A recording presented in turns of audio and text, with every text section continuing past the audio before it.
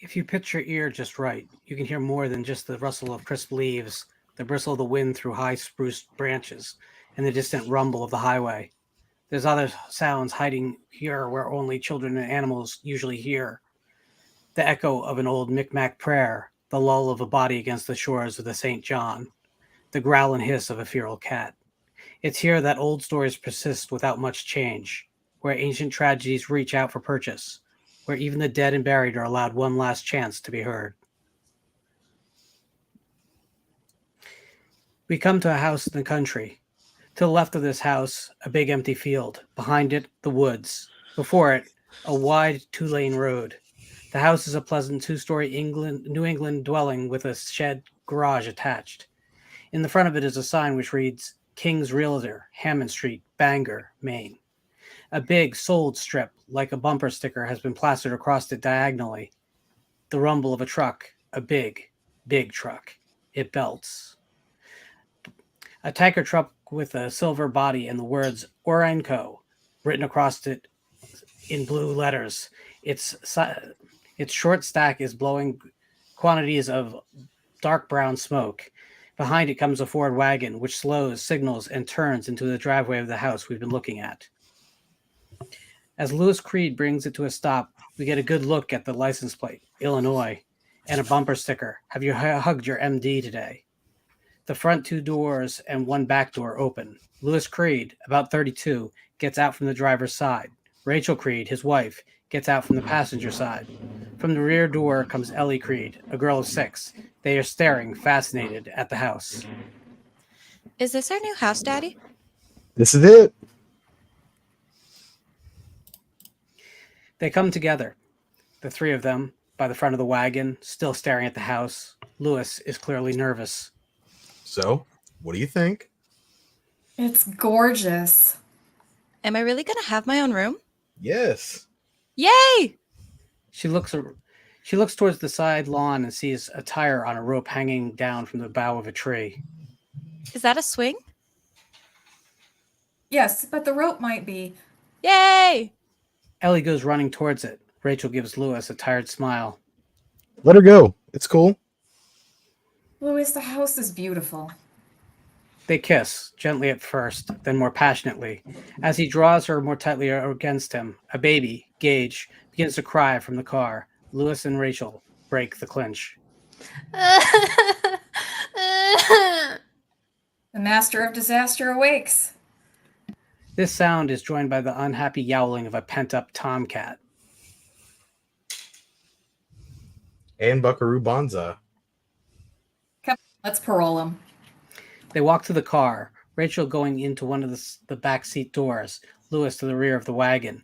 Gage is sitting up in his car seat, not exactly crying, but certainly yelling to be let out. The seat, dash, and floorboards are littered with road maps, soda cans, Big Mac boxes, and similar crud. These folks have driven all the way from Chicago to Maine in the station wagon, and the wagon looks it. Decided to wake up and see what home looks like, huh? She begins to unbuckle the straps and harness. Gage is just wearing a t-shirt and a diaper. He's almost 2 years old. She opens the door lift and lifts out a cat carrier. We see a big tomcat inside. Mostly what we're aware of are the green, shining eyes. Daddy, Mommy, I see a path. Lewis, with the cat carrier still in hand, turns towards Ellie in the tire swing. There is a field, and clearly marked the lawn path leading up its flank into the dark woods. Not so high, Ellie. You don't know how strong that rope is. Rachel puts Gage down. He totters a bit on his little legs and then stands there looking at his sister. The bark is rubbed off the branch. It looks like a bone peeping through decayed flesh. The rope is old, discolored, and it is fraying away as we look at it. Soon Ellie, like Humpty Dumpty, is going to have a great fall. Lewis, still standing by the car, has just sat the cat carrier down. Whee! Ellie, you heard your mom. The tire swing, with Ellie still inside it, goes crashing to the grass. And Ellie screams and begins to cry, a little hurt and a lot surprised. Ah! Lewis and Rachel run to her. Ellie, are you okay? Hurts! It hurts! Anyone who could scream that loud isn't ready for intensive care just yet. Looks like it's just a skin. She's just skinned her knee. During this time, Gage is standing in the driveway by the front of the car, utterly forgotten in the heat of the moment. His diaper is sagging quite a bit. I need to change. He stares towards the scene of the accident for a bit, then loses interest. He walks down the side of the station wagon, little bare feet slapping on the asphalt. He stops for a moment at the back, looking at the cat carrier, which Lewis never got around to opening. Church is staring hopefully out through the mesh. Hi, Church. Gage bends down and tries to open the cat carrier's door. No soap. Either he can't solve the latch or his fingers don't have the strength. Anyway, he stops trying after a moment. A big tanker truck, silver body, Orion Co. written on its side in blue letters, blasts by. The windlash of the passing truck blows Gage's hair back from his forehead. We should be scared here, not by the truck, but by Gage's lack of fear. He's smiling, happy. Truck.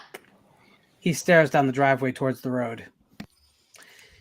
Ellie has been disengaged from the swing. She's sitting by the wreckage at the end of the driveway, weeping hysterically, as much as from tiredness as from pain, I think, as Lewis and Rachel examine her scraped knee. The wound doesn't look too serious. Did you get the first aid kit? Not the stingy stuff. I don't want the stingy stuff, Daddy. Rachel suddenly looks towards the wagon. No one is there. Gage is gone. Jesus, the road. Gage is at the edge of the road. A truck is coming. A great big one. The grill looks like a tombstone that's learning how to snarl. He takes a step towards the road, and then a big, gnarled hand grabs him. Gage looks rather surprised at this, but not worried. The kid is used to being picked up and treated humanely. To Gage, strangers are as interesting as Orion Co. trucks. The fellow who has picked up Gage is a man of about 80, in old blue jeans and a faded Bruce Springsteen t-shirt. Over this, he wears a faded khaki vest with bright silver buttons. His face is deeply wrinkled and kindly. Oh, you my friend. Not on that road.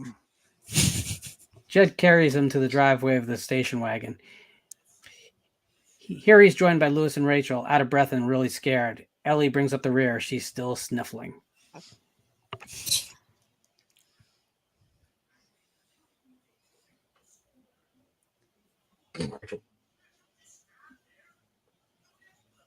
Judd, that's you. No, it's you, Rachel. He was headed for the road, it looked like. I corralled him for you, missus. Thank you. Thank you so much. Yes, thanks. I'm Lewis Creed. Lewis sticks out his hand and Judd shakes it. Lewis takes it easy. No crushing JC's grip or anything like that. The old guy looks as if he might have arthritis. Judd Crandall. I live just across the road. I'm Rachel. Thanks again for saving the wandering minstrel boy here. No harm, no foul. But you want to watch out for the road. The damn trucks go back and forth all day and most of the night. Oh, might you be, little missus? I'm Ellen Creed. Hey, your dad's going to be the new doctor up to college. I think you're going to be just as happy as a clam here, Ellen Creed. Are clams really happy? Excuse me, Mr. Crandall. I've got to change this kid. It's nice to meet you. Same here. Come over and visit when you get the chance.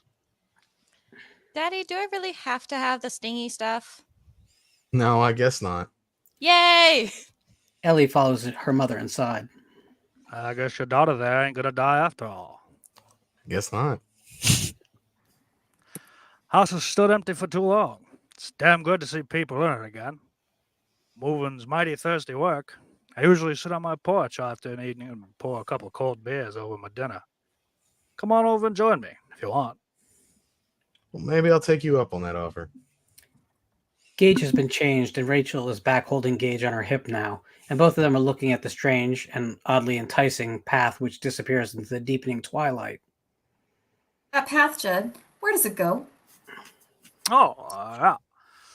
It's a good story. A good walk, too. I'll take you up there sometime. Tell you a story, too, after you get settled in.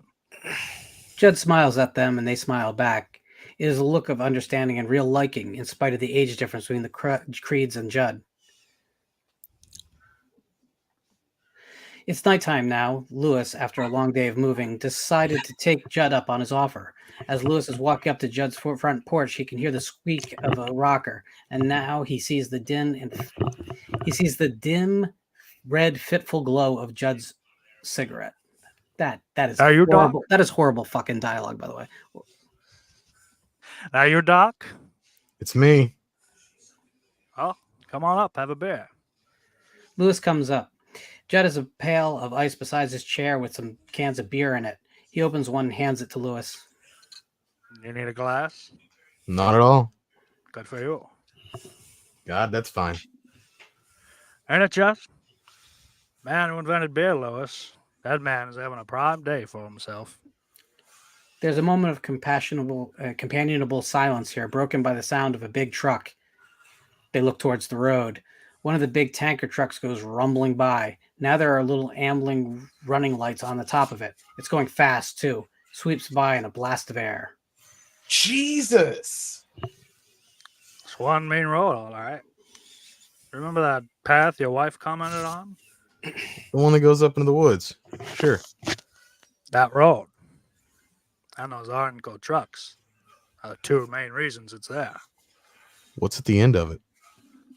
Pet Cemetery. Seriously? It's a damn road. Your daughter has a cat, Lewis. Better get him fixed. Fixed cat don't tend to wander. Meantime, here's to your bones. Judd raises his bottle. Lewis clinks his glass against Judd's. And yours. Lewis crosses from the Crandall side to his own. He walks slowly up the driveway and past the wagon.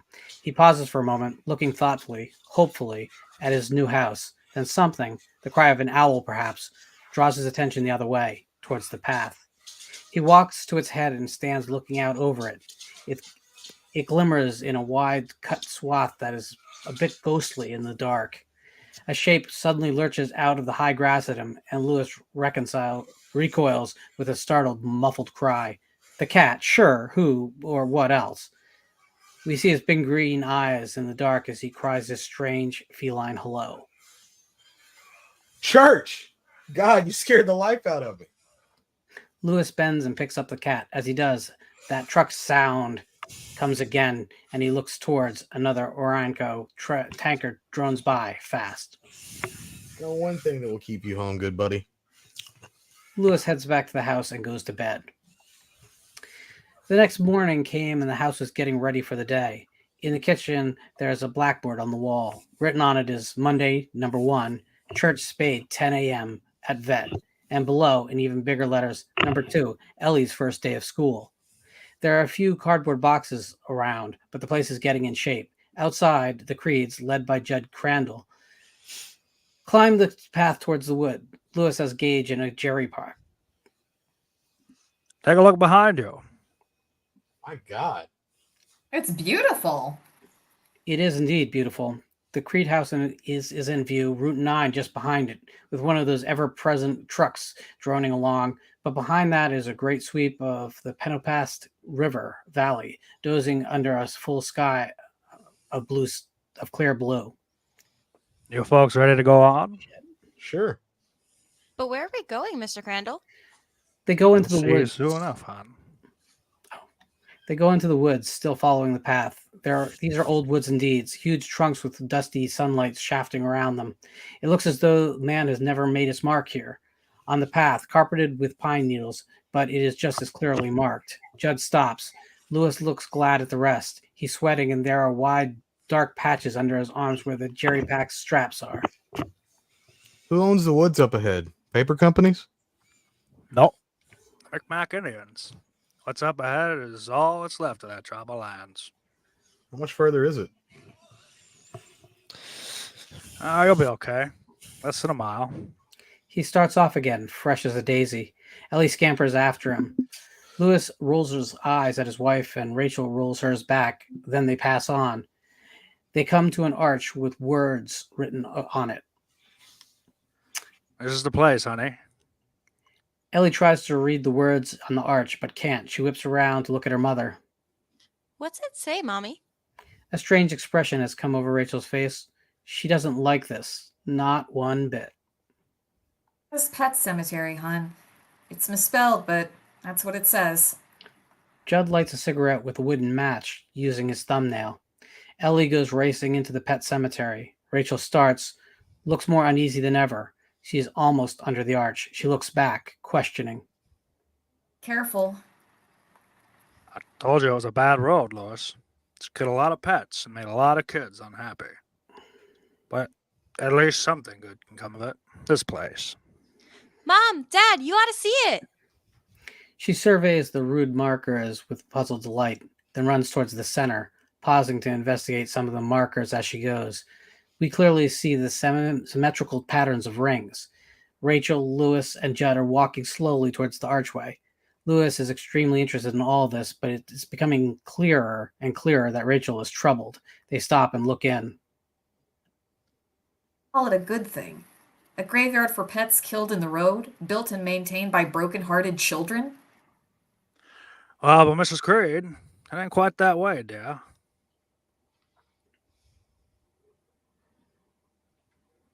Lois, something to say? I think it's rather extraordinary.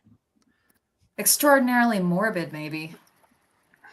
Well, I have to learn about death somehow now, don't they, Mrs. Creed? The little ones? Why? Judd looks towards Rachel. Rachel has retreated a bit. She sits on the pine needle carpet on the path, appears nervous and hesitant to come too far into the cemetery. Judd looks at Lewis as if to say, "What's that all about?" Lewis looks away. Daddy, look, a goldfishy. Ellie runs from one tombstone to the next, cheerful, and maybe only a kid could be in such a place. She looks at Biffer's tombstone at Smucky's. Lewis and Judd are walking slowly towards her. Lewis is looking at the tombstones. I can hardly read these. Yeah. The older they get, the older they get as you go towards the middle. Pete Lavisseur's dog is buried there. The Stoppard boys' racing pigeon. And Mrs. Cowley's cat got... I think that's the cat himself right there. Although it's been so many years, I can't quite tell for sure. Missy Elliott, come over here for just a minute. Ellie runs and admit the tombstones. They have worked their way to near the center, and there are quite a few of them, and joins the adults. I see quite a reader for such a young little girl. Can you read that? Spot a good fellow, we love you, boy. Owned by Judson. Gee, I can't read the rest. Last name's Crandall, little missy. That's where I buried my dog Spot when he died of old age in 1914. Dug it good and deep. By the time I finished, I had blisters all over my hands and a hell of a crick in my neck. Soil's stony up here. Ellie looks odd. Lewis looks a little odd, too. Judd sweeps a hand around, indicating the whole cemetery, but is still looking at Ellen. You know what this place is, Ellie?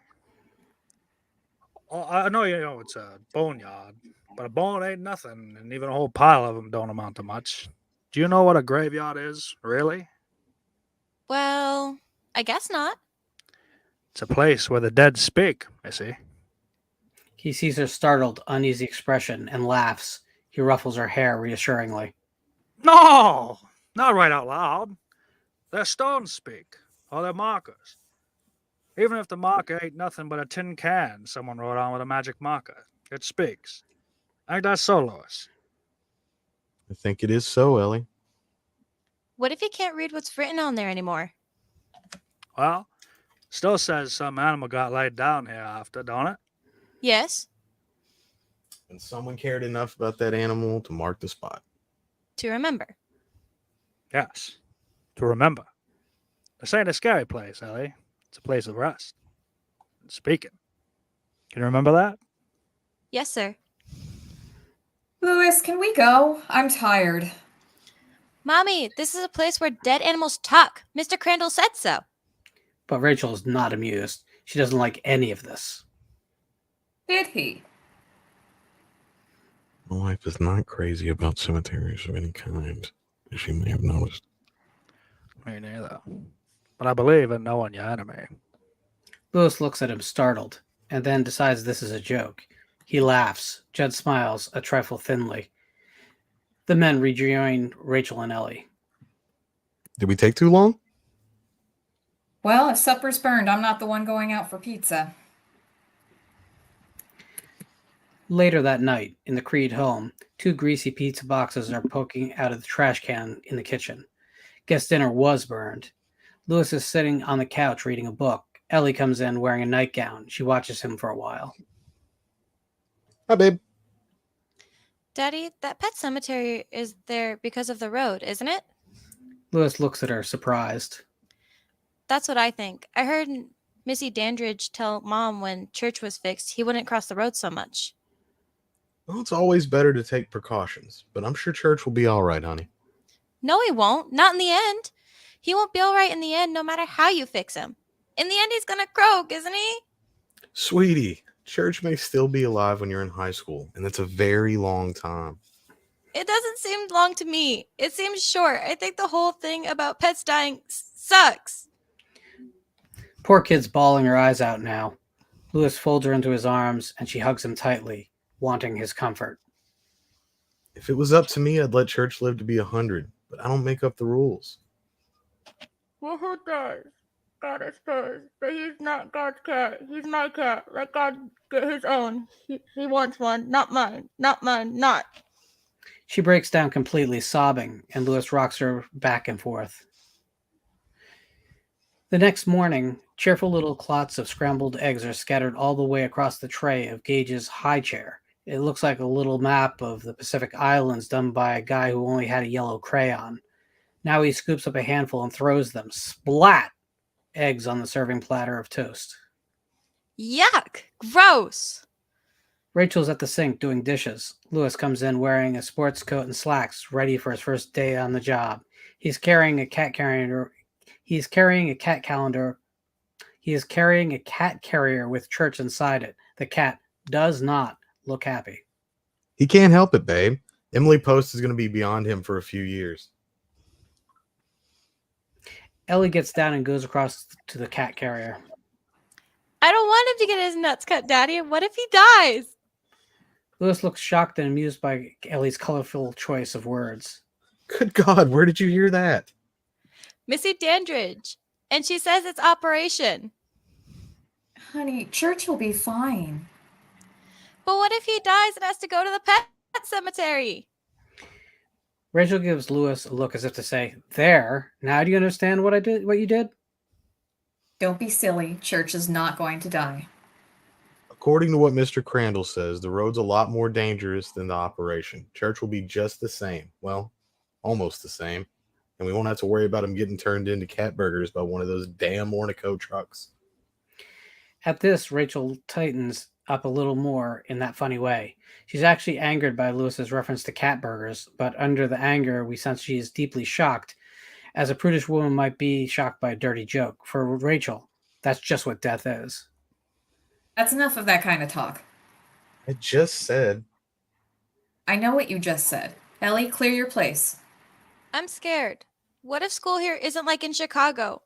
I'm scared and I want to go home. You'll be fine, Ellie. Now you can go. Now you can be excused. Go and wash your face. And Church will be fine. Do you promise, Daddy? Well, honey, you know that. Don't shilly-shally, Lewis. Give the little girl her promise. Church will be fine, I promise. Yay! She runs off, cheered up, and Rachel's cheered up too. Thank you, Lewis. Oh, you're welcome. Only if something should go wrong while he's under the gas. It's a 1 in 1,000 shot, but if it happens, you explain it to her.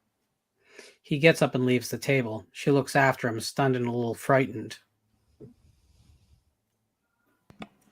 Here, Dirch. Gage picks up a large glob of scrambled eggs from his tray and throws it in the direction of the cat carrier. Church is close to the mesh, looking out. Scrambled eggs hit the mesh, driving him back, surprised. Outside, the school bus pulls up, red lights flashing. Ellie runs towards it, across the lawn with her lunchbox. Have a great day. Bye-bye. Ellie climbs aboard the bus. The red flashes go out and the bus pulls away. Lewis comes out with a heavy briefcase in one hand and the cat carrier in the other.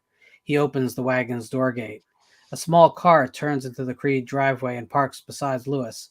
A rather sour-looking middle-aged woman gets out and crosses in front of the car. Her hair is bad. This is Missy Dandridge. She looks at the cat carrier. Gonna go get this. Nuts cut? Yes, thank you, Missy, for introducing that colorful phrase in my daughter's vocabulary.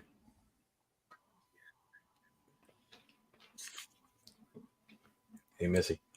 Don't mention it. She opens the passenger side door of her car and we see a big, neat pile of folded sheets. She reaches for them, then winces and presses her hands against her midriff for a moment, as if in an attack of indigestion. What's that bellyache of yours? No better, no worse. If you'd like me to take a look, It'll pass. They always do. She starts around the house with the sheets. Rachel hurries past Missy, who turns to look and then goes on into the house. Lewis has just put the cat carrier into the back of the wagon and closed the door gate as Rachel reaches him. Still friends, Doc? Lewis appears to consider this seriously for a moment, and then he smiles and hugs her. They kiss. Thank God. I was a little worried there. Have a great first day at school, Doc. No broken bones. not so much as a sprain. Later that day, Victor Pascow is in a blanket that is being carried by 3 boys and 1 girl. They are all yelling at each other not to joggle him, not to drop him. A small knot of horrified college kids moves with the bearers. Fixed eye stare, half of his head has been shattered inward. Before the catastrophe, he was a husky male of about 20. He's dressed in a U of M muscle shirt and red jogging shorts. The bearers mount the steps of the brick building, the infirmary. The lookers on break to either side. The infirmary doors open. As the students bring in Pascow, Lewis comes running, followed by Steve Masterton, his PA. Standing to one side are 2 student nurses in candy stripper uniforms. They're boggled and horrified. Lewis kneels, shoving between the onlookers. Lewis looks at the wound. There's a shattered bone and pulsing brain tissue beneath. There's a scream. The girl who is carrying one corner of the blanket is having hysterics. Get her out. Get them all out. Lewis takes a medical instrument from Steve and shines it in Pascow's bulging, fixed eyes. Steve, get the ambulance over here right now. He's got to go to EMMC. The ambulance is at Sonny Sunoco's downtown getting... A new muffler? Oh, shit. Pascow makes a weird gurgling sound. Blood suddenly spurts out of his mouth. He begins to seizure. Help me hold him. They hold Pascow's spazzing body. It wouldn't matter if we did have.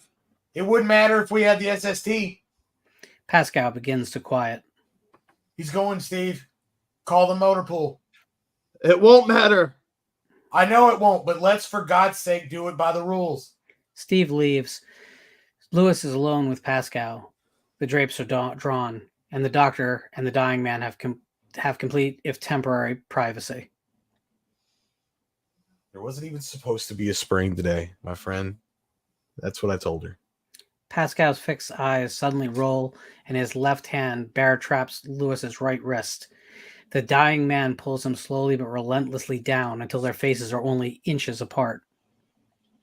Pet Sematary.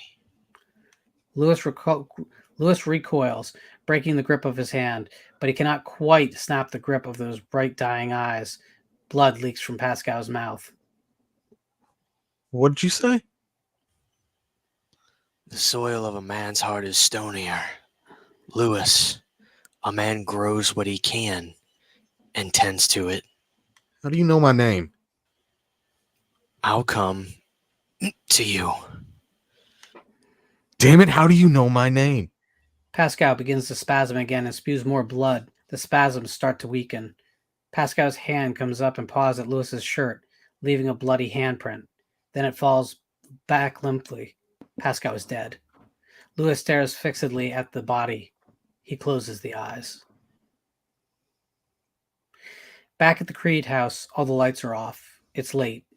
Lewis and Rachel are asleep. Lewis sits up. Beside him, Rachel sleeps on, Her eyes widen in terror as she stares at an exquisite dead, now as pallid as smashed up as Victor Pascow. Well, come on, Doc. We got places to go. Lewis is frozen in terror, but he is also in a state of near trance. Come on, Doc. Don't make me tell you twice. Lewis glances at Rachel. Now Pascow has spoken in a fairly loud voice, and the opening door was like a bomb. He's still fast asleep. Lewis looks back towards Pascow, and then gets out of bed. He's wearing pajama bottoms. He reaches the bedroom doorway halfway and looks back at Rachel sleeping. It feels like he's having a bad dream. Hurry up, Doc. Lewis enters the kitchen and crosses the door which gives on the shed garage. This door stands open. Lewis pauses by it. Come on, Doc. Lewis goes into the basement. Pascow looms softly behind him and puts an arm around him. Lewis turns, and suddenly his face is less than an inch from Pascow's mutilated face. Let's go, Doc. I don't like this dream. Who said you were dreaming? Pascow begins to move towards the basement door leading outside. After a moment, Lewis follows him. We can see two shapes moving down the path towards the woods, Pascow and, behind him, Lewis. They come to the pet cemetery. Lewis passes under the arch. He looks around, obviously afraid. We can see why. By starlight, this is one scary motherfucking place. He suddenly sees something else, and now the fear is close to terror. In the deadfall, a face forms in the tumbled branches. It yawns and snarls. He walks towards the deadfall as if hypnotized. Pascow's hand falls on his shoulder. Lewis turns, terrified. He really is in a dreadful, mangled mess. This is the place where the dead speak. I want to wake up. That's all. The barrier must not be crossed. Don't go on, Doc. No matter how much you feel you have to, do not go to the place where the dead walk. He points to the deadfall. After a moment, there's a huge grunting roar from the woods behind the deadfall. It sounds like no animal we've ever heard before. There's a sound like something huge shifting and snapping a tree like a toothpick.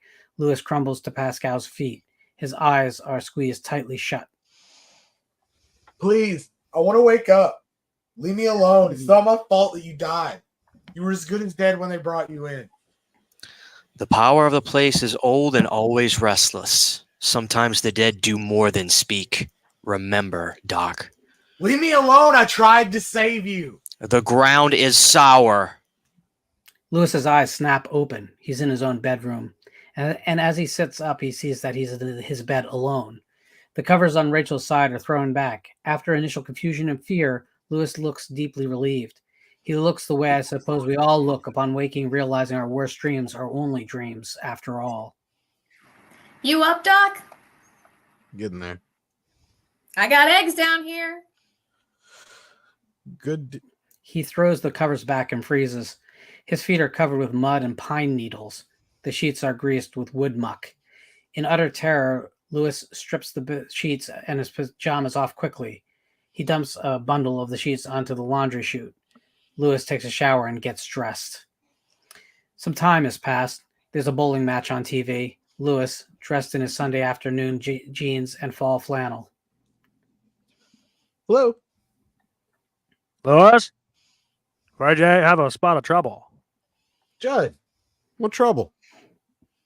You tell me Rachel took the kids back to Chicago for a few days? For Ellie's birthday, yes. I didn't go because her old man thinks I'm a shit. I'm feeling is heartily reciprocated. Judd, what's this about? Well, a dead cat over here on the edge of my lawn, Lewis. I think it might be your daughter's. Across from the Creed lawn, Lewis waits for one of those trucks to go blasting by and then crosses. It's cold and windy. Downed autumn leaves fly. Lewis and Judd stand over the small furry body, like mourners. Well, it's lying on its belly and doesn't look much damaged. Lewis puts one hand under the cat's head and lifts it up and sees the eyes open, now a dull green, and there's some blood on its ruff. That's all. It's church. I'm sorry. At least it don't look like he suffered. Ellie will, though. She'll suffer plenty. From his jacket pocket, he takes a green plastic garbage bag and hands it to Judd. Judd holds the bag's mouth open on the ground while Lewis shoves the body in. Loved that cat pretty well, didn't she? Yes.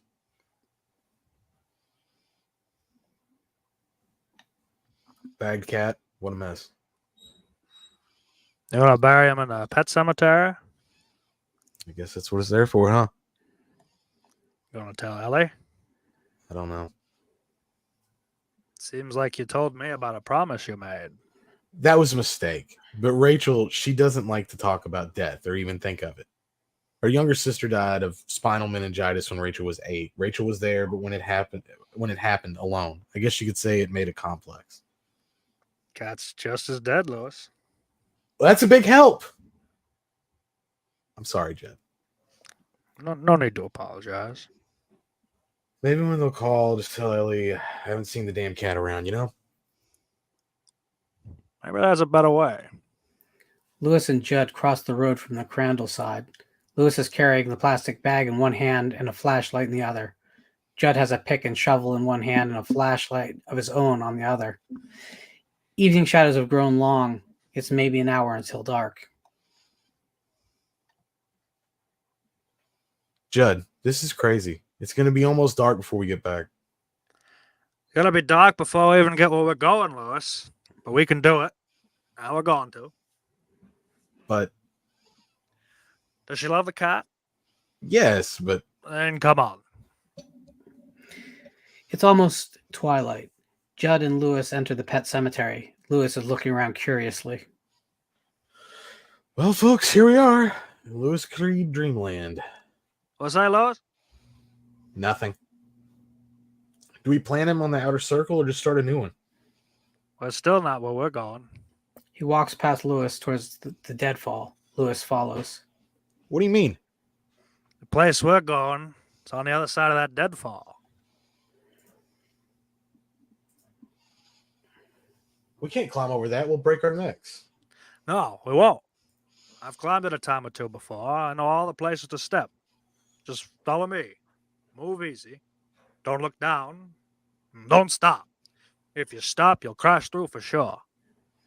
Judd starts up one side of the deadfall, and in spite of its snarled tangles, he mounts as easily as a man climbing a flight of stairs. After a few seconds, Lewis follows.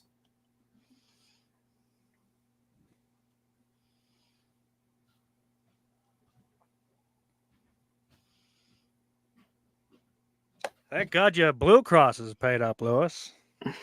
Judd and Lewis continue to climb the deadfall with a swinging cat bag. Their feet unerringly find the right branches, and just as unerringly miss holes which look like ankle breakers. There are beads of sweat on the old man's face. He looks both stern and a little scared.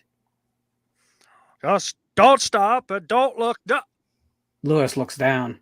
A dead branch snaps under him like a shotgun, and that foot plunges down maybe 6 inches. He lurches to the edge of balance. He steps with his other foot, misses, and then goes flying. He does a half somersault in the air and hits the deadfall on his way back, the green garbage bag flying out of his hand. His flashlight also goes. Branches crack. White dust puffs out from under him. And don't look down, right? Lewis, you all right? Sure. I guess I lost my happy thoughts there for a second. Lewis sits up groggily. His pants are torn. His sweatshirt is torn. His ankle is bleeding. He gets up slowly and retrieves the bag, which is rather shredded now, and we can see cat fur through some of the rents. I shouldn't have stopped. No, you shouldn't have stopped. But you got away with it. Important thing is, are you sure you're all right? Yeah. Where are we going, Judd? You'll see before long. Not far now. Let's go. He starts off again. After a moment, Lewis follows, carrying the bag. There's a sense of awe and mystery as they go tolling up the path into the twilight, dwarfed by those ancient firs. Lots of undergrowth here, and creeping ground mist, too. Mysterious, awesome, scary. Dead trees poke out from the murk like twisted hands. There's scummy water standing around tussocks covered with long grass. most of it dead. There's a lot of choking underneath. All this fades away into a grim, obscuring fog. What was that? Your saloon. Just don't stop, Lewis. They move through the mist like wraiths. Judd with his digging tools, Lewis with his light and his hefty bag coffin. The whole place is glowing dimly. Ahead is a white, thick mist. Judd and Lewis slogging through it and out of it. Both of them are wet from the knees down. They head out onto the far side of the cliff, the rocky hill rising out of the woods with narrow steps cut into the side. Almost there, Lewis.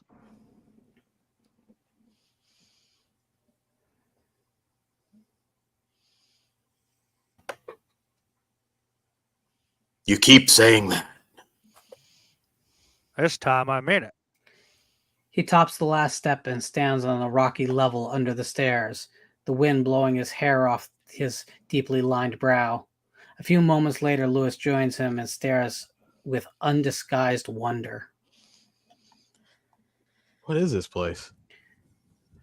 The top of this hill is rocky and bare, but there is a number of rocks piles. But for every pile of rocks that we can see, there are 10 littered heaps, as if the neat piles have been burst apart. There's a shape to all of this, and it is the shape of concentric circles. This What was is their this? burying ground, Lewis. Who's burying ground? Micmac Indians. I brought you here to bury Ellen's cat. Why? For God's sakes, why? I had my reasons, Lewis. Will I really be able to dig him a grave? The soil looks thin. Soil's thin, all right. But you'll manage. I want to sit over yonder and have a smoke. I'd help you, but you've got to do that on your own. Each buries his own. That's how it's done then. Judd walks away, leaving Lewis with the digging tools in one hand and a flashlight in the other. After a minute, Lewis walks out into the burial ground. Lewis digs a hole about 2.5 feet deep. Stubby rocks protrude from the sides. The pick comes down, hits a rock at the bottom, and flashes fire. He drops the pick and sticks his hurt hands under his armpits. Beside him, we see a low pile of rock and earth. Should be deep enough. Doesn't look like they last long. Don't worry about that. Judd, why am I doing all this? Because it's right. Judd walks off alone. Lewis looks after him for a moment, then kneels down with the garbage bag. He opens it and looks at Church's stiffening corpse. He opens the bag containing the body into the grave and then begins pushing the stony soil over it with a spade. At last, he places the final 2 or 3 stones.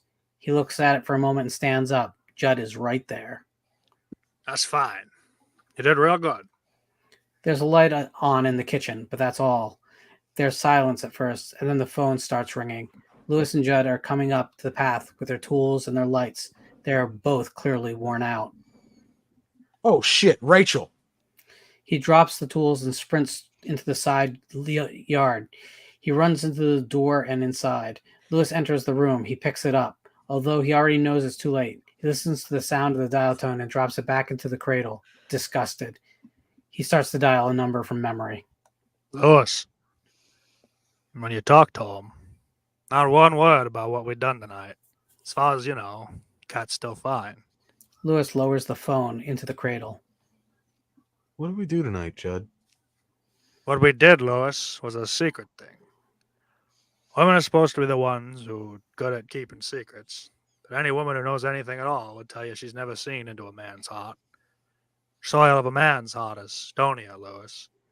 Like the soil up there in the old Micmac burying ground. A man grows what he cans and tends it. But no buts. Except what's been done, Lewis. What we done was right.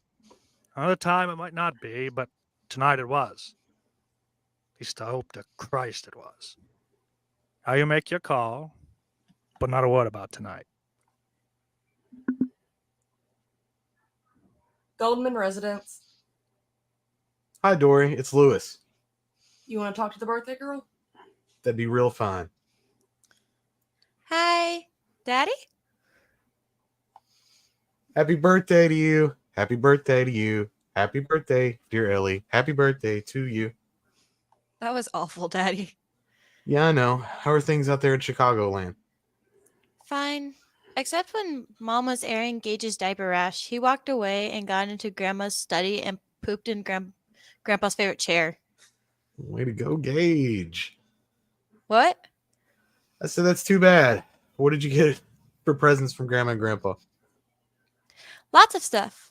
How's church, Daddy? Does he miss me? The smile fades off Lewis's face. It's replaced with a look of combined guilt and unhappiness. He's looking at his hands, which are still dark with dirt from Church's grave. Well, I guess he's just fine, Ellie. I haven't seen him this evening, but Well, make sure you put him down cellar before you go to bed so he can't run out in the road and get greased. And kiss him goodnight for me. yuck, kiss your own cat. Want to talk to Gage? Before he can answer, she puts the phone in Gage's hand. Ellie and Rachel watch, amused, as Gage gobbles into it. Perhaps Rachel encourages him to say a few words. Lewis is not listening. His eyes and his mind are far away. Hi, Daddy. I love you.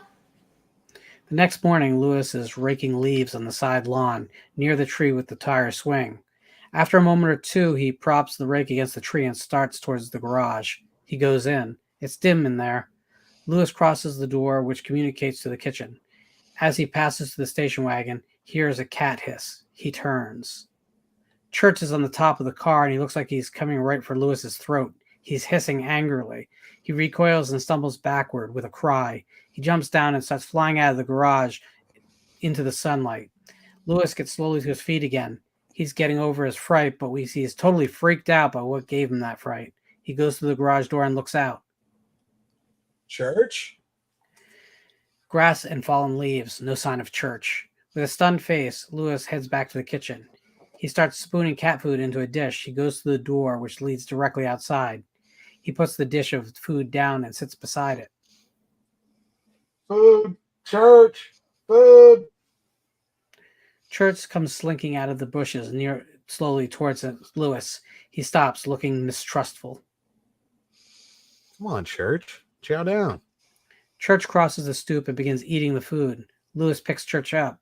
Church meows again. He wants the food. Badly. Christ, I don't believe this. God, you stink, Church. Church is looking at the food, trying to get out of Lewis's arms. In a second. He tilts the cat's head back so he can get a look at Church's neck. There's some sort of mark there, a clear remnant of the crash. A line of white fur, perhaps, or a dark red scar where no fur at all grows. Lewis sees something else as he lets the cat's neck go. He tweezes something out of Church's whiskers. It's a shred of green plastic. Chewed his way out, son of a bitch. Church suddenly claws at his face. Ow! Lewis claps his hand to his face. Church leaps for the food. Lewis slowly takes his hand away. There are claw marks on his cheek, welling blood. He looks at the cat and heads straight towards the Crandall house. Lewis soon finds himself at Judd's kitchen table. Judd is at the fridge and comes back with a couple of long-necked bottles of beer and opens them. What do we do? Most generally don't stop before noon, but this looks like an exception. What did we do, Judd? Well, I just saved a little girl from being unhappy. That's all. Drink up, Lewis. I tried to tell myself I buried him alive, you know? Edgar Allan Poe meets Felix the cat, but... Wouldn't wash. No, I'm a doctor. I know death when I see it. And Church was dead. He smells horrible and uses his claws. But he's alive. And I feel like I'm going crazy. What was that place, Judd? Yeah. It was the rag man told me about that place. Stanley Bouchard.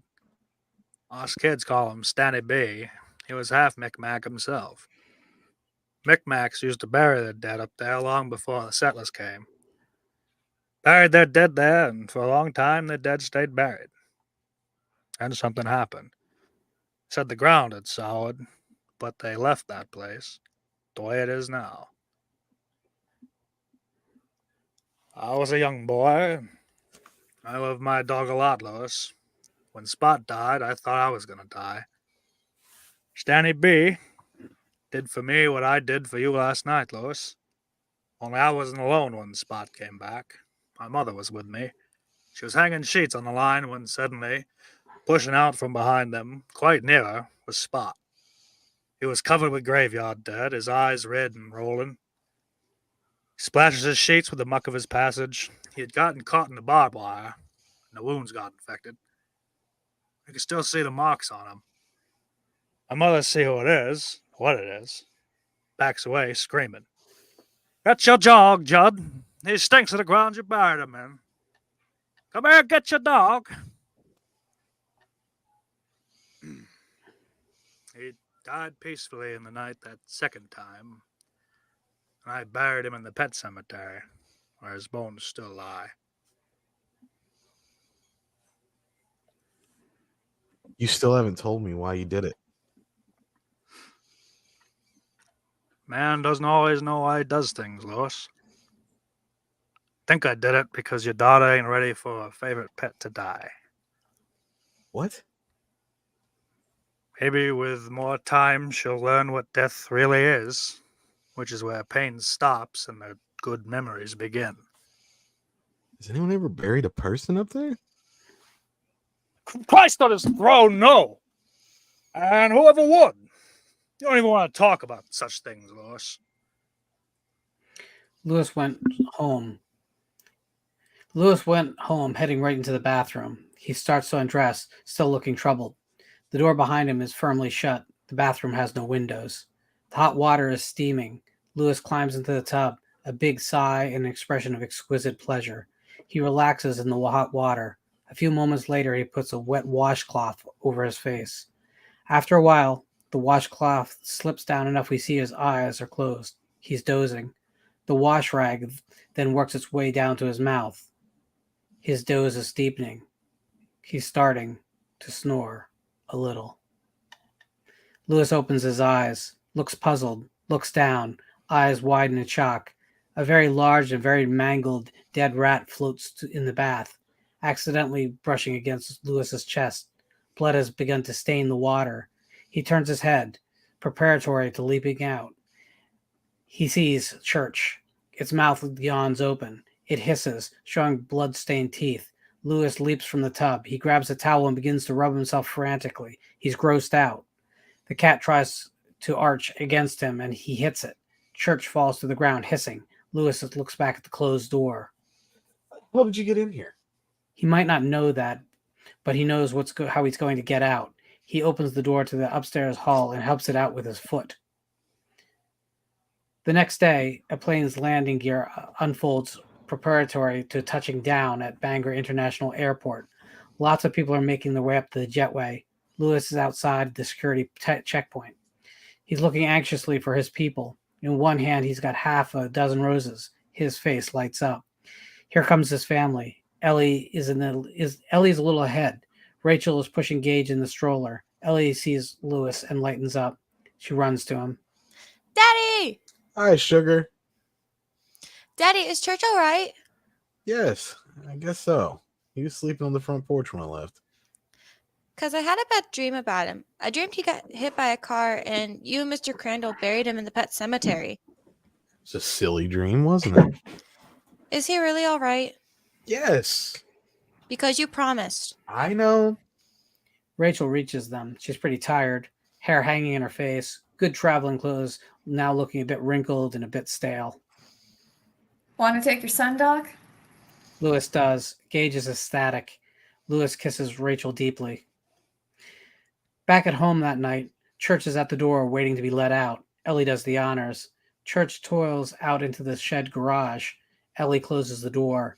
She looks distressed. She crosses the kitchen again. Rachel, in a flannel nightgown, is watching TV. Lewis is reading a medical tome and making notes. Gage, zipped up into a warm blanket suit, is sacking on the couch. Can cats have shampoos? Yes. You have to take them to someone who grooms animals, though. I think it's pretty expensive. I don't care. I'll save up my allowance and pay for it. Church smells bad.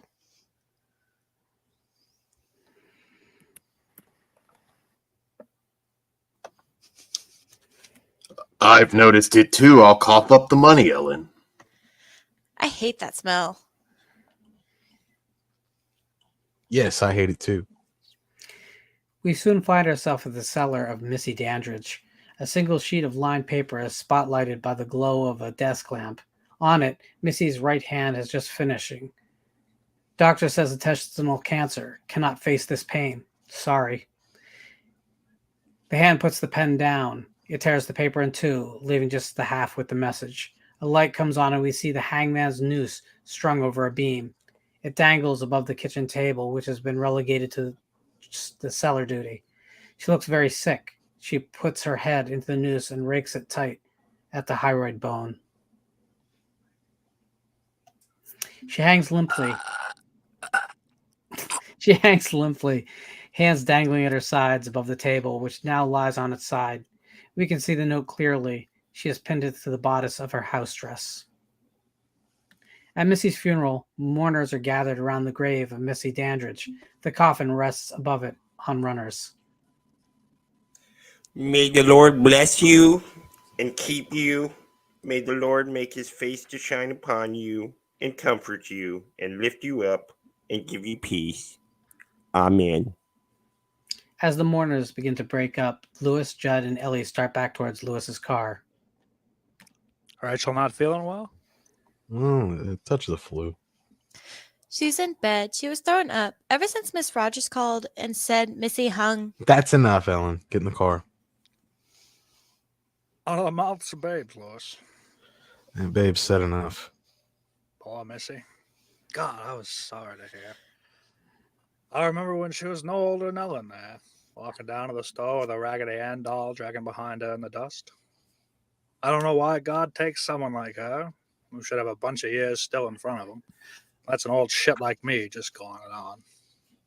My father used to have a saying, Judd, God sees the truth but waits. Yeah. How's your cat, Lois? It's Ellie's cat. No, it's your cat now. After a long day, the Judds try to find some sort of comfort in their home. There's a VCR on top of the TV. Lewis has been watching a movie. Ellie, dressed for bed, comes slowly towards him. Daddy? What's up, sugar? Daddy, do you think Missy Dandridge went to heaven? What? Rachel's in the kitchen not far from them. She's putting away the last of the supper things. She hears this and moves towards the living room door to listen. She doesn't look at all well. Her eyes are red from crying and her face is haggard. At school, Michael McDowell said she was going to fry in hell. Michael McDowell says all suicides fry in hell. Well, I think Michael McDowell is so full of shit he's probably squeaks when he walks, my dear. But don't you dare say that. I won't.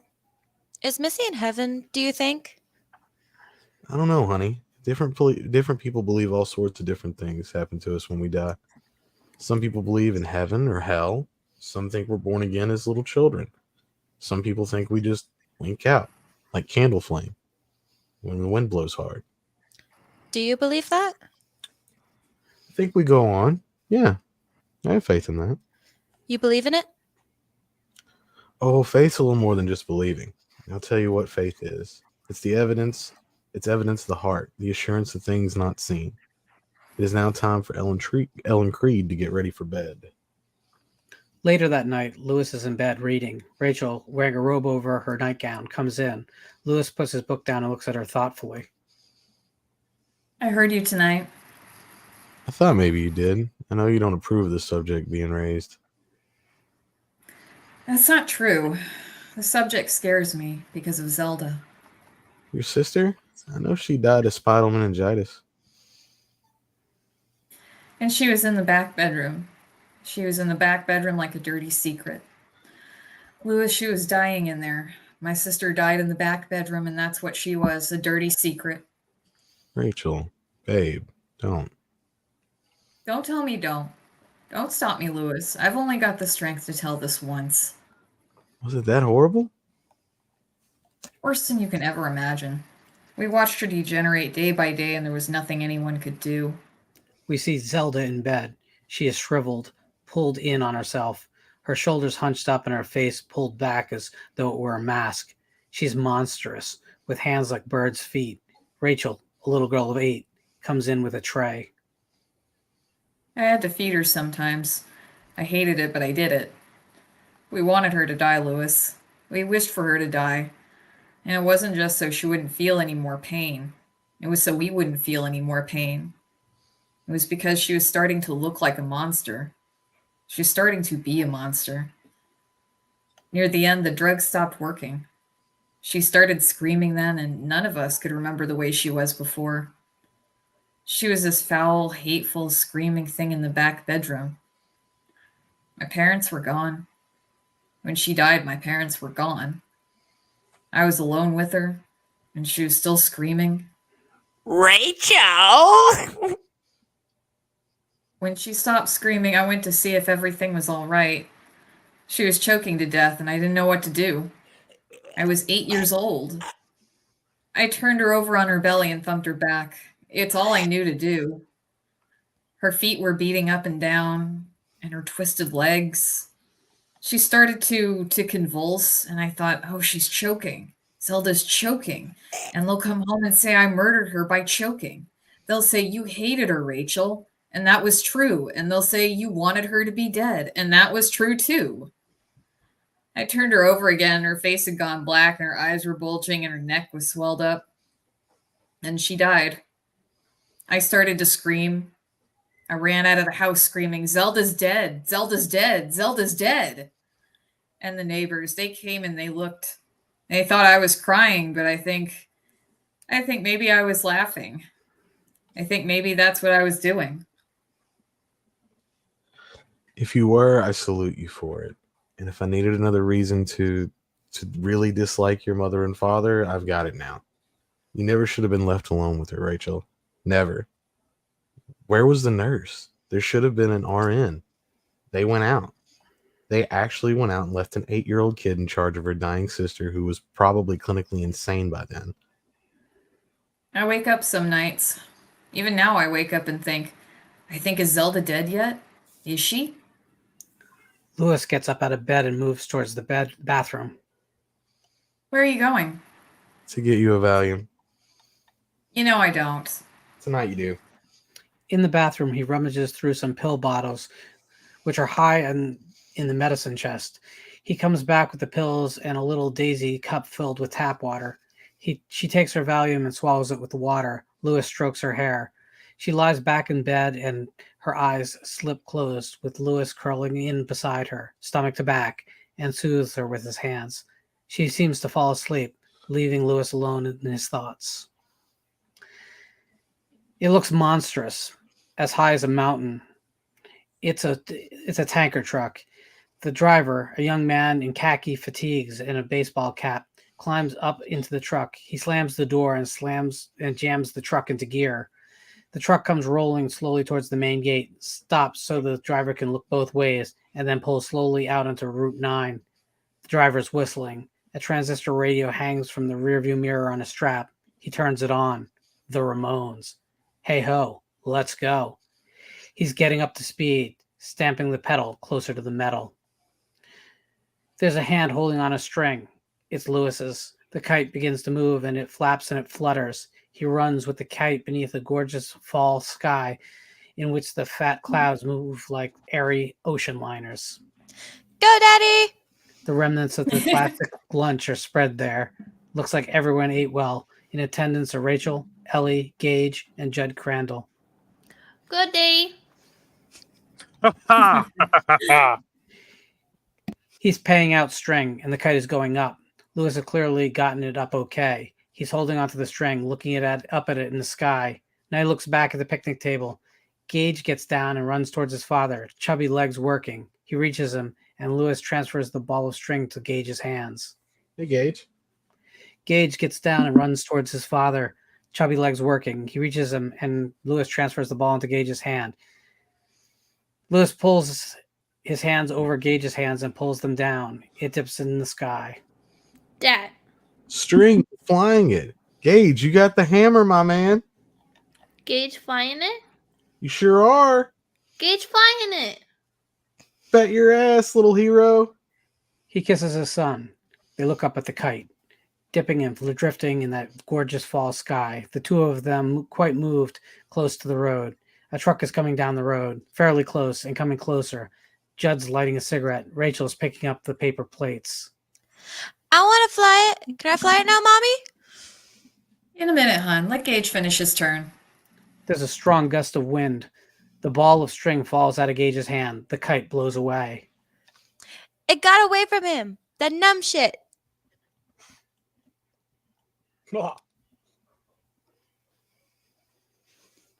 It is Speed. bouncing and unraveling. More importantly, it is being carried directly towards the highway. Gage takes off after the ball of twine. Kite flying too fast.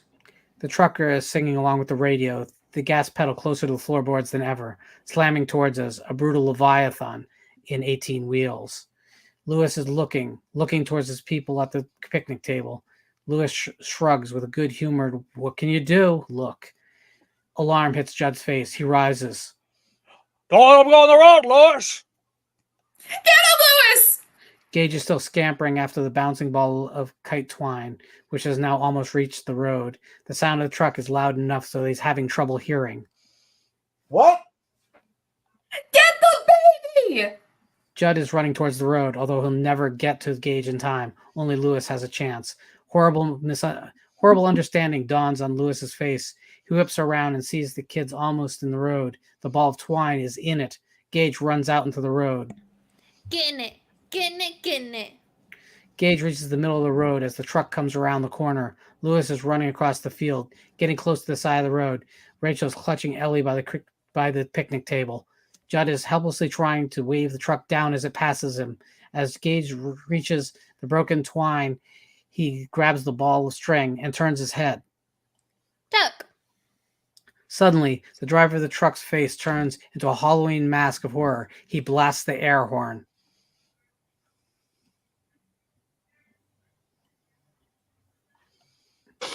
No! Oh!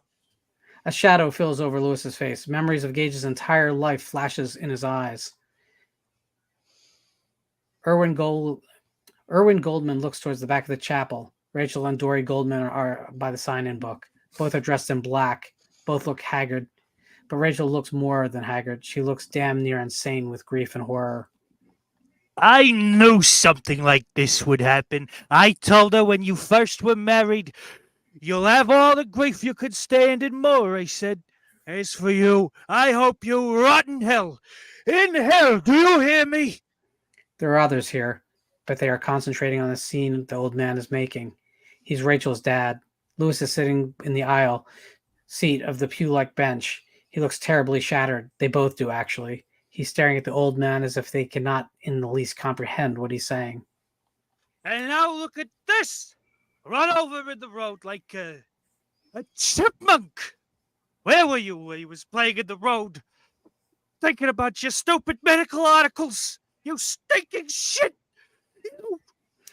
But there's no way he can express his outrage with mere words. As Lewis sits staring numbly up at him, Irwin punches him in the nose. Lewis sprawls backwards, falling out of the pew onto the floor. He gets up groggily. His nose is pouring blood. Rachel screams and starts forward. Dory pulls her back. Lewis! Daddy, stop it! Stop it! How do you like that, you son of a bitch? I should have done it sooner. Steve Masterton, Lewis's PA and friend, heads over to the scene. Hey! Lewis straightens up. Irwin is in a sour frenzy of glee. Lewis, in a rage, pushes the old man with both hands. He goes stumbling and flailing backwards, strikes the coffin, knocks it off its briar.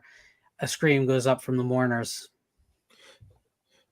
You stop it right now! Her mother struggles to hold her, but Rachel easily breaks free and goes running down the aisle. Irwin is picking himself up out of the tangled mess of coffin and overturned floral tributes.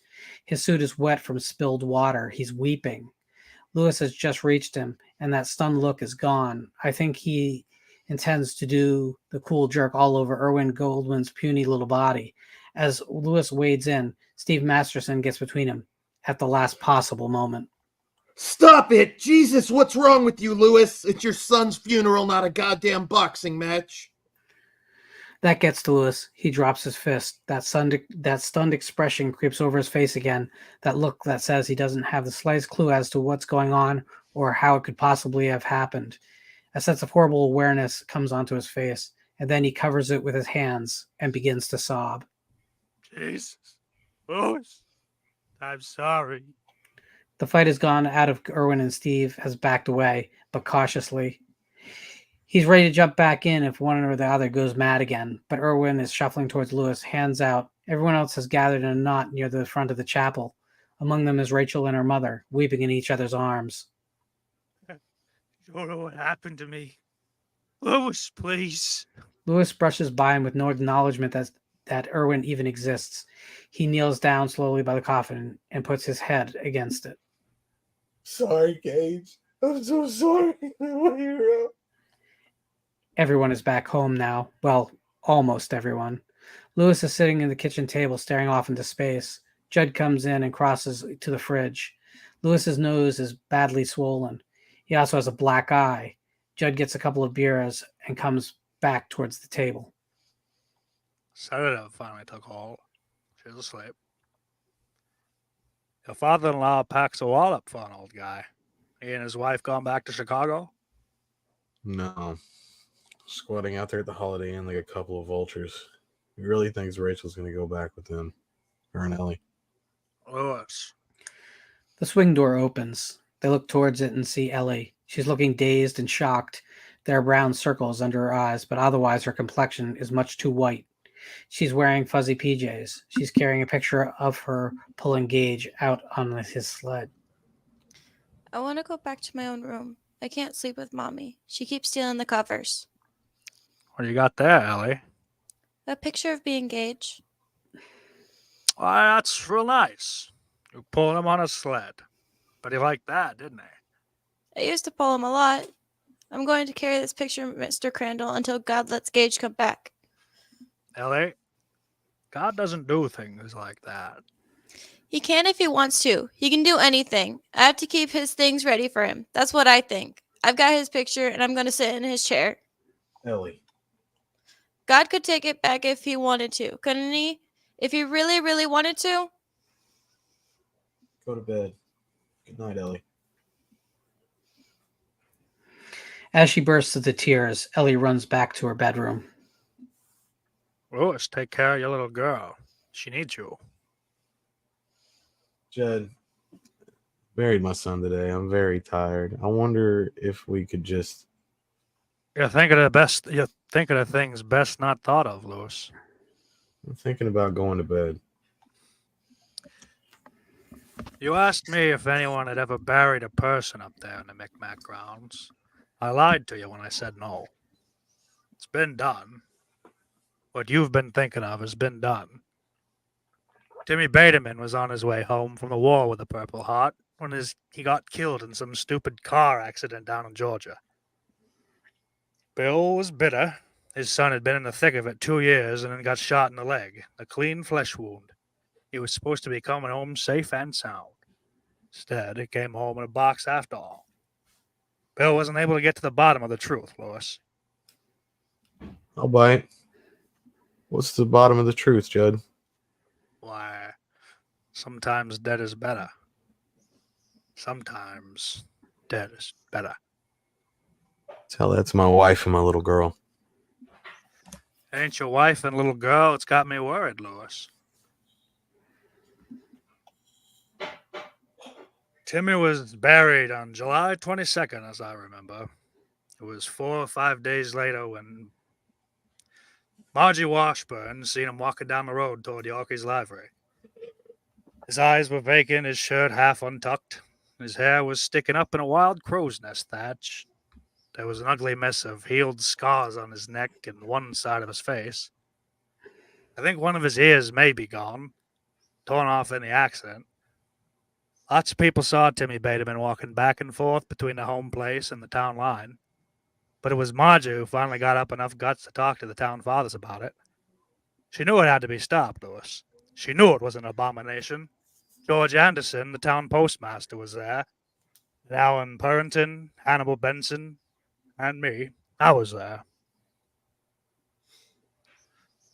The four of us drove to the old Baterman farm. Went to the door, and I was wordlessly elected as the prime honcho. So I knocks. No answer. I do it again. No answer. We could hear Timmy Baterman laughing like mad. We looked through the window and saw. Ha ha ha ha ha ha. Stop that, Timmy. Come on, Bill, get out there. You boys get out of here. Love dead, hate living. Bill, this ain't right. You can see that yourself. Get out, you hear? Get out. Dead, we love dead, hate living. Timmy reached up with both hands and scratched down his cheeks, goring deep grooves in his flesh, blood flowing sluggishly out. Very weird blood. Billy grabbed Timmy, who was still laughing wildly, and gets him turned around. Timmy shambled back to where he was originally standing. Bill goes with him like a man who was charged over a trained baboon. A stupid trained baboon. You want to get out of here before I get my shotgun? You boys God are help you, trespassing. Billy. Get out now. God never helped me. I helped myself. With tin cans, we splashed gasoline along the sides of the house. Oh, air, oh, air. Get out, Bill. The place is going up. I seen you, Judge Crandall. A torch was lit and heaved through the kitchen windows. It was burning, going up fast. We saw the two men struggling at the forefront of an inferno. One man and an undead monster. Timmy was giggling and screaming, trying to pull his father back into the flames. No, Timmy, let me go. Love dead, hate living. Timmy grabbed his father's arms and held him inside. A beam then fell on Timmy and Bill, lighting both of them on fire. Tim was burning and laughing. Love dead, hate living. Sometimes dead is better, Lewis. A jet plane rising into the sky behind the building. A gate agent's voice calling out, "This is the final call for United's Flight 61 to Chicago." Irwin and Dory Goldman are waiting by the jetway with Ellie and the last few passengers aboard. Ellie looks confused and grief-stricken. She also looks punchy, doped up. I imagine she's floating on the sea of Valium, and it makes her easier to deal with it all. Lewis's battle scars are fading a little. The gate agent is standing by the jetway with a mic in one hand and a bunch of boarding passes in the other, calling all passengers should board now. You better get going, hon. Oh, Lewis, I just don't know about this. I told you last night, this can be the start of patching things up with your folks. If something good doesn't come of Gage's death, I think I'll go crazy. Lewis, are you sure? I'm sure. I don't want to go to Chicago, Grandma Dory. Why not, darling? I had a bad dream last night. A nightmare. About what? About Daddy. And Gage. And someone named Pascow. Come on, you guys, before you miss the boat. Lewis, I'm sorry. What can I say? I lost my mind. We all lost our minds, everyone. Come with us, Daddy. Please come with us. I'll be there in 3 days, 4 at most. Please, Daddy. I'm scared. Of what? I don't know. Everything's going to be all right, Ellie. Now go on, get aboard. Do you swear? I swear. The voice of authority has spoken. We can tell by Ellie's face that while things are still not right, they're a little better. She joins her mother. The four of them start down the jetway. Ellie looks back once, as if begging him to come, and then they're gone. Lewis's face changes. It is now a stony and contemplative face. Not, when you get right down to it, a very nice face. He turns and strides away. The Creed's wagon turns onto Ludlow's Sematary and drives up one of the lanes. It stops and Lewis gets out. He walks to a fresh grave on which the first flowers are already starting to wilt. He sits down and takes a flower. He plucks it, looking at the grave steadily. He says nothing for a very long time. It's wrong. What happened to you? It's wrong. Remember, Doc? The barrier was not meant to be crossed. That ground is sour. If it doesn't work, if he comes back like Tim Lee Baterman, I'll put him to sleep. But I'm going to try. And if it doesn't work, then they'll never need to know. Meanwhile, at the Goldman house in Illinois, Ellie has woken up from what Rachel assumes is a bad dream. She's in bed, still badly upset. Rachel is sitting on the bed beside her. There's a single lamp on the bedside table. Honey, you just had a bad dream. You know that, don't you? It wasn't a dream. It was Pascow. Pascow says Daddy's going to do something really bad. Who is this Pascow? Is he like the boogeyman? He's a ghost. He's a good ghost. There are no ghosts, Ellie. I want you to go to sleep and forget all this nonsense. Will you at least call and make sure Daddy's okay? Of course I will. Now will you try to go to sleep? Yes, Mom. Rachel gets up and leaves the room. Pascow is there, halfway down the hall to the stairs, bloody as ever. Rachel doesn't see him. She looks perplexed, a woman trying to think of something. She stops very near him. Pascow. Why do I know that name? Pascow. Pascow? Was she saying Pascow? Rachel suddenly runs to the phone downstairs. Erwin and Dory are watching Rachel with some anxiety. Rachel is now holding the phone to his ear. She hangs up. He's not home. Why, he probably went out for a hamburger and chicken dinner, dear. You know how now when they're alone. Rachel picks up the phone and dials another number. Hello? It's Rachel Creed, Judd. I'm calling from Chicago. Chicago? Is Lois with you? No, we're going to be here a while, and he wanted a few days to wind up our affairs there. I just wondered if he was with you. No. But if he drops by, I'll tell him to call you. Don't bother, Judd. I'm coming home. Rachel, you don't want to do that. Thank you, Judd. Goodbye. No, Rachel, don't do that. Rachel! Too late. Connection broken. Judd suddenly sets down the phone. The man looks very grim. Back at the Ludlow Cemetery, Lewis, with his bag of grave robbing equipment, starts to shovel. Digging, throwing, digging again. Already the shape of the excavation is beginning to show. His work is easy. This ground is new and fresh. Now it's pretty deep, 4 feet maybe. Lewis is standing in it. We see his feet as the shovel goes up and down, up and down. He's sweating and dirt streaked. He's tossing dirt on a big pile. Suddenly, as he takes another shovelful, it scrapes something. He tosses the shovel aside and squats. There's a white streak on the bottom of the grave, the top of Gage's coffin. Lewis swipes his hand through the loose dirt, uncovering more, and then begins to sweep off the top of the coffin with his hands. He climbs out of the grave and opens his duffel bag. He starts to pull out the pick. Lewis inserts the tip of the pick in the flange of the coffin and levers it. The lock breaks. The coffin lid comes up a little, dirt gritting in the hinges. He's a man on the thinnest edge between sanity and madness. He's lying on his stomach, reaching in, picking up his dead son's corpse. Lewis's face fills with a terrible grief. He is sitting on the edge of a grave, holding his dead son in his arms, rocking him. Gage is back to us. We only see a small, limp figure in a dark suit. His hair flops limply.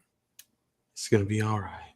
I swear it's going to be all right. A canvas tarp has been spread open to the right. Lewis begins to lay his son down on it. Over at the Crandall house, Judd comes out on the porch. He's wearing a light jacket. He's got a six-pack. He looks at the Creed house. It's dark. He sits down, cracks a beer, lights a cigarette, and begins to watch.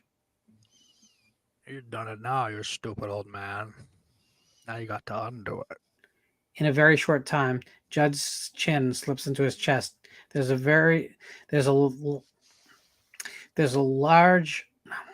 long round ash on his cigarette in the tray. A couple of empty beer cans on the table sit beside him. He jerks his head up suddenly and slaps himself. He's okay for now. On the plane, Rachel is worried about making her connection flight. Her seatmate is knitting something. Across the aisle sits Victor Pascow, bloody but serene, hands clasped on his lap, looking straight ahead. Rachel looks around tensely as the pilot announces, Good evening, ladies and gentlemen. I'm delighted to tell you we've got a strong tailwind tonight and expect to arrive at Boston's Logan Airport almost on time. Pascow clenches his fist in a "that's one for our side" gesture. Thank God. At Logan International, people are departing into the gate area. Through them comes Rachel, running fast, pushing some people, excusing herself incoherently. Pascow is walking near her. There's just time if you run. Without looking at Pascow, Rachel takes off her shoes and runs. She's sprinting down the concourse. Look out, Jolie Benoit. Pascow is already at gate 27. A female gate agent is starting to close the jetway door. I don't think so. The gate agent looks puzzled, but she can't close the door. Rachel runs into the area. She sees gate and bolts down the jetway. The gate stares at her and then runs for the stand, where she can see Flight 61 and Banger on the slide cards. She picks up the mic.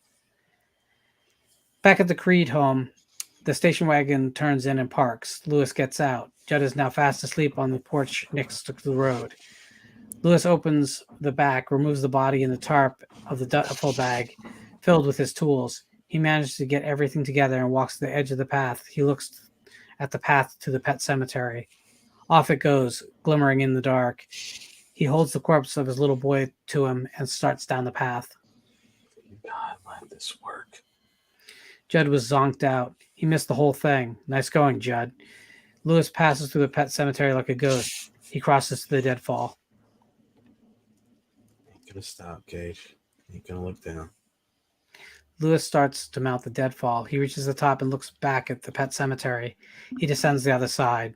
Lewis reaches the bottom and looks at the path, winds onward through those gigantic trees. It glows slightly. Lewis doesn't want to go in there. Smart man, I wouldn't either. The water is mucky and still. Hummocks stick up like knobs in the back of the creature, best not seen. Fog drifts through the dead trees, but he does. At the airport car rental, Pascow is lounging back against a rack of folders, and Rachel is with the clerk trying to rent a car. I'm sorry. It's been a very busy tonight. I really don't have anything. What about the Aries K with the scratch on the side? Oh, I do have an Aries K, but it came in sort of beat up. There's a long scrape up one side. I'll take it. Lewis is still climbing towards the burial ground with Gage in his arm and a duffel bag over his shoulder. Mist swirls around him. The landscape is weird, surreal. In fact, almost prehistoric. Lewis stops. He looks slowly around him. A demonic face takes shape in the mist. Lewis closes his eyes. After another moment, he opens them. There's nothing there. See? Just imagination. Lewis can barely be seen because he is thick in the mist. There are sounds, laughing, gobbing howls, screams. Something like the swamp has been invaded by a pack of escaped lunatics. He continues on regardless. Eventually, Lewis comes out of the fog way over those rocky charns.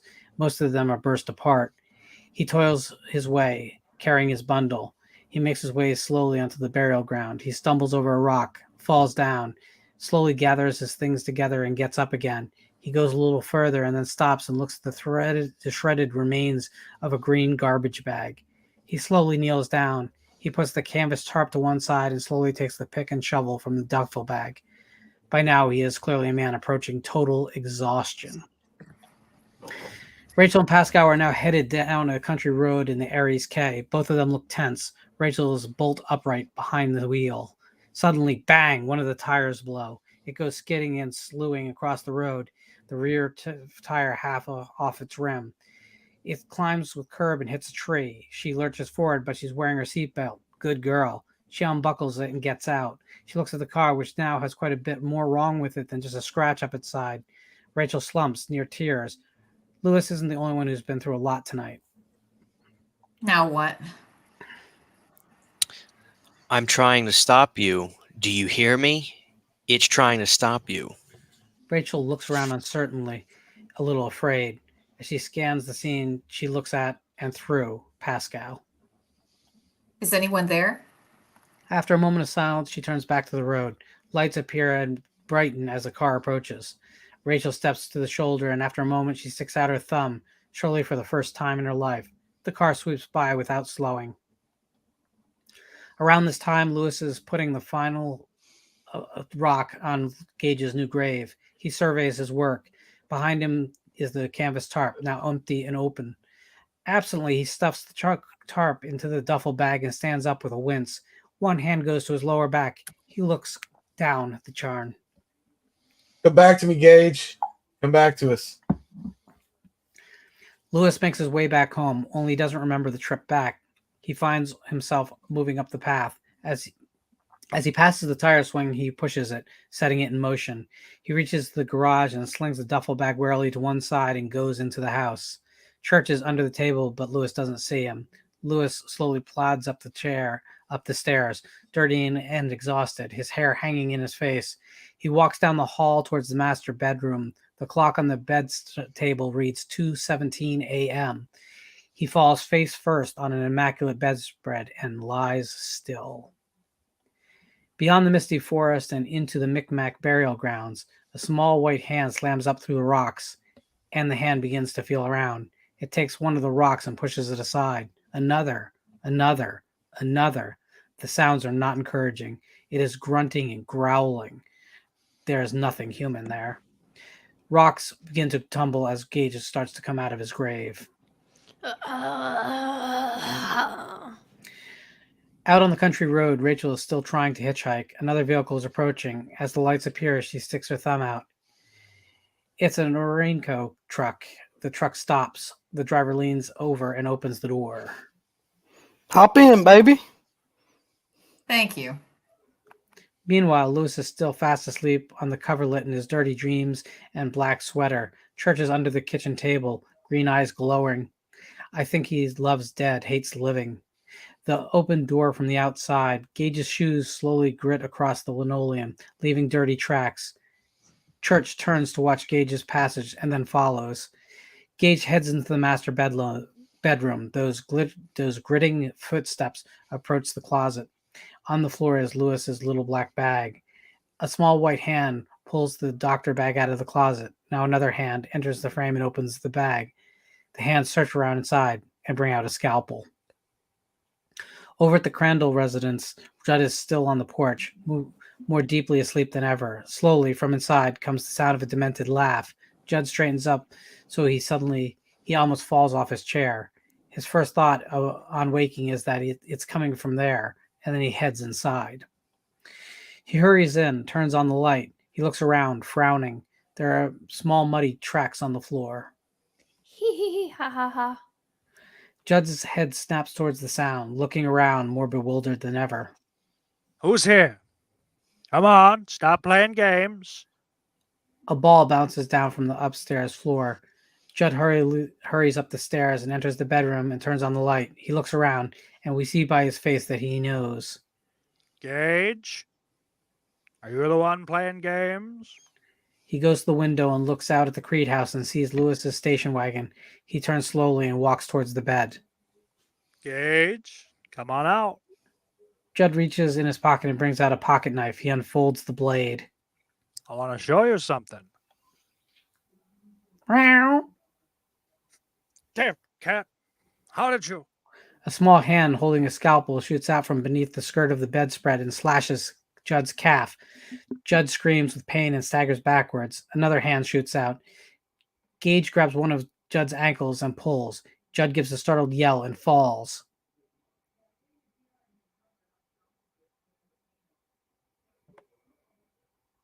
Ah! He sees Gage, though it's not really Gage at all. Some demonic presence is residing inside the smoldering, disfigured shell of Gage. There is a struggle. Judd is repeatedly slashed by the scalpel. Gage sits on top of him and then bites into his throat. Judd is dead. Rachel's truck has now arrived outside. It pulls up. Rachel opens the passenger's door, which is on Judd's side. Pascow is in the passenger seat where Rachel just was. No one can see this, not even Rachel. Thank you so much. I didn't get a ticket, so you're welcome, lady.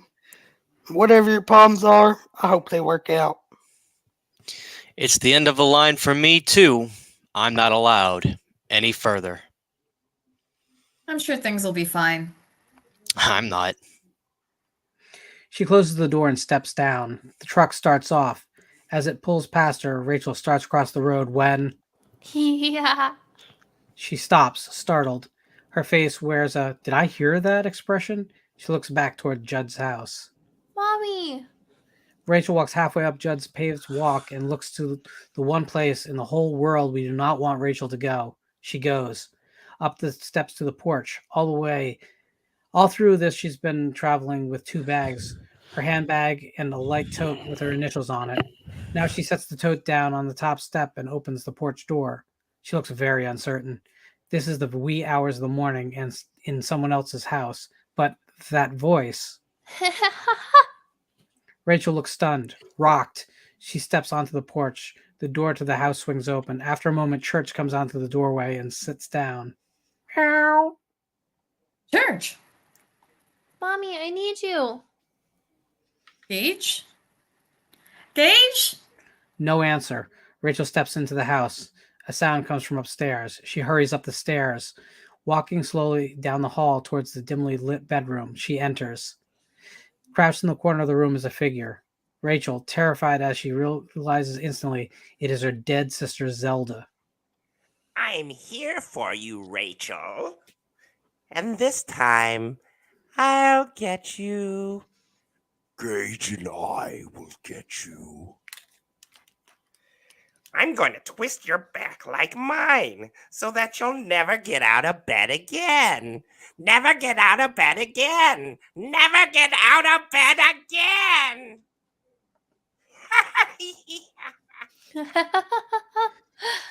Rachel's eyes closed in terror, recognizes the laugh has changed. Could it be? She opens them and sees her baby boy standing in front of her.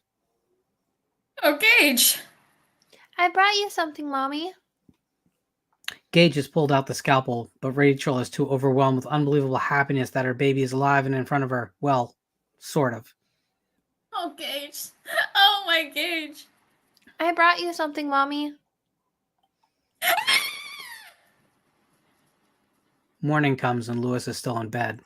He's restless, having a very bad dream from the look. He rolls back and forth, closer and closer to the edge. Finally, with a wild yell, he goes over onto the floor. What? He comes awake, sits up. Ouch. He aches from top to bottom and from side to side, but his back is the worst. His hands go to it. He starts to get up slowly, and then his eyes fix on Gage's tracks on the bedroom floor. They enter the house, go to the closet, and then leave. Gage? Lewis scrambles for the closet. His aches and pains forgotten. He stares in wildly. His doctor's bag. It's open. He pulls the doctor bag out. His original hope is now tempered with first signs of fear. He begins to go through the door. He begins to go through the doctor's bag. Suddenly, he brings out a case and opens it. The case is empty, but the intended shape is clear. There was a scalpel in this case, but not anymore. Oh my God. Gage? Gage? Lewis stands there, tensely listening for a moment or two, but there's only silence. He goes downstairs, yelling Gage's name. Still nothing. The phone rings. Lewis almost jumps out of his skin, reaching for it. Hello?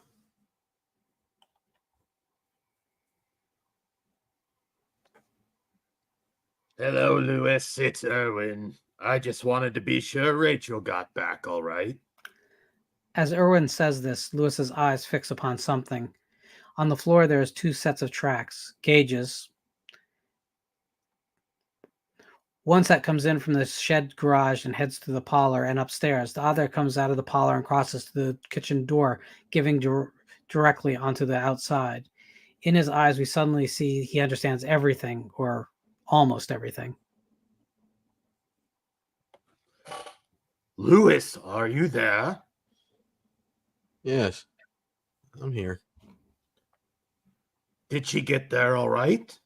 Yeah, she's fine. Well, put her on the end, and I'll put Ellie on at this one. Ellie's very worried about her mother. She's almost in hysterics. Rachel's asleep. Then I suggest you wake her up. Ellie, I think she had a dream that her mother was dead. I'll call you right back. Lewis! But Lewis, whose last few responses have almost been trance-like, hangs up. He looks at the tracks, then goes into the parlor. The phone starts to ring. After 2 or 3 ringy dings, Lewis, looking extremely upset, comes out of the parlor and picks it up. Irwin, you'll just have to... I'm at Judy. Daddy, will you come over and play with me? Gage? First I played with Jude, and then Mommy came, and I played with Mommy. We had an awful good time. Now I want to play with you. What did you do? What did you do? Click. The Gage thing hangs up, still giggling. Lewis runs up to the bedroom. He puts his doctor's bag down on the bed and roots through it. He comes up with 3 syringes, still wrapped in paper, and puts them aside. Then he roots around some more and comes up with several ampoules. He holds one up for inspection. The word morphine is on it very clearly. He carries the syringes and ampoules of morphine over to the window. He fills all 3 syringes with morphine, then uses 2 ampoules for each syringe, enough to kill a polar bear, and puts them in the left breast pocket of his shirt. He puts the spare ampoules in the right breast pocket of his shirt. Lewis is slowly going insane. What remains of his rationality is like a rapidly fraying rope. What you buy is what you owe. And sooner or later, what you owe comes home to you. Wasn't that what you said, Judd? Wasn't that pretty much it? Within minutes, Lewis comes out of the front door. In one hand, he's got a raw pork chop. In the other, he's carrying a pair of Playtex rubber gloves. He walks to the soft shoulder and waits for a truck to pass. Then he crosses towards the Crandall house. He walks most of the way to the house, then stops. Hi, Church. Want some grub? He tosses the pork chop onto the grass. Church hurries over to the steps, goes to the chop, sniffs it, and then starts to chow up. He looks up at Lewis. He is pulling on the rubber gloves. He starts chewing the chop again. Don't mind me. Eat while you can. Eat all you can. That's right. Today's Thanksgiving Day for cats. Only if they came back from the dead. He finishes with the gloves, gets one of the loaded syringes out of his breast pocket, holds it up, squirts a drop out of the tip, then moves towards Church. Church looks up. Lewis stops moving. Church starts eating again, and Lewis starts moving again as soon as he does. All the time, he talks to the cat in that soothing voice. He bends down and grabs him. Church begins to squall and fight. Lewis holds on to him. He tries to get the syringe into the cat, and Church almost gets away. No, you don't. The syringe plunges into his neck. The needle is still dangling out of Church's neck. The cat looks dazed. It tries to walk and fall over on its side. It tries to get up, and then it falls over again. Go on. Lie down. Play dead. Be dead. He walks over to the porch steps and picks up the tote bag. Any doubt he may have allowed himself the luxury of having is being erased by the initials, RC, same as the cola. Twang, one of the few remaining strands of sanity, has now parted. He looks back at Church, dead. He climbs the steps and goes back onto the porch. He strips off the rubber gloves. He tosses them onto the table beside Judd's beer cans and goes inside. Rachel? Judd? No answer. He looks down and sees a shoe. One of Rachel's shoes. It lies by the foot of the stairs. He goes over and picks up the shoe. It's a 3/4 heel and is pretty badly scuffed. Rachel, after all, did some pretty hard traveling to get here, and there's a spot of blood on it. Lewis looks up the stairs. Mighty dark, mighty shadowy. Gage? Gage? Let's play hide and seek. Go seek, Daddy. He takes one of the loaded syringes from his pocket and begins to climb the stairs. All right, Gage. Lewis arrives on the landing. We begin the nerve-wracking business of checking rooms. First the bathroom, and the shower curtain is, of course, pulled. Lewis yanks it back. Nothing. He checks the linen closet. Nothing. Goes back down the hall, looks down it. He walks slowly along it. He checks one room. It's a quiet room, shadowy and empty. Down the hall, a closet door. Lewis hears a noise coming from Judd's room. He goes in. He checks the closet. No go. He steps around the bed and sees a blood stain. He gets down on his hands and knees and examines the blood stain. He sees the skirt of the bedspread. He lifts it. He is nose to nose with Judd, who is dead with his eyes open, an expression of incredible horror on his face. The door slams. Lewis bolts to his feet as giggles fade down the hall. He starts for the door. Then he turns back and speaks to Judd before leaving the house. I'm sorry, Judd. I'm so sorry. While entering the hallway, he takes one of the 2 remaining loaded syringes from his breast pocket. Gage? Lewis starts slowly forward.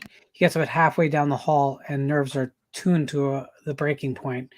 There is a squeaking creak and a grating thump from overhead.